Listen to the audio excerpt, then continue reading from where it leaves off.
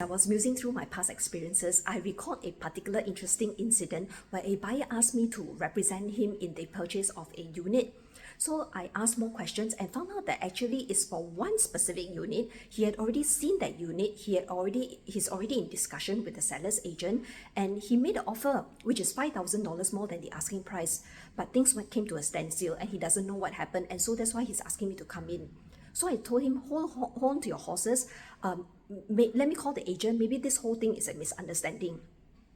So when I spoke to the agent said, oh yes, I remember the buyer, and he explained to me the background. So on the day of the viewing, the buyer came in, seller was in the house, so was the agent. As the buyer walked through the house, he was making negative comments on almost everything. And to top it off, just before he left the house, he looked at the seller and said, oh, you asking so much, ah?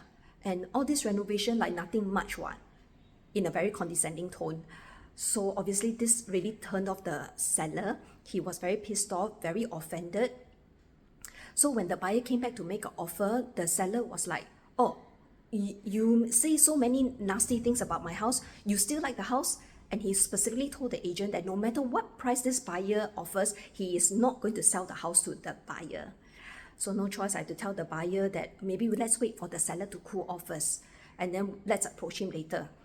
Unfortunately, the house eventually we found out was sold to another buyer at the asking price. So maybe one takeaway is for sellers, you may want to consider not being in the house when viewing happens. Since you have already appointed your agent, you trust the agent to do a good job. Let him filter out all this negativity for you. Don't let these negative emotions get into the way. Don't affect your logical financial decision making. After all, consider this buyer was willing to pay you not only at your asking price, but even above your asking price. What do you think?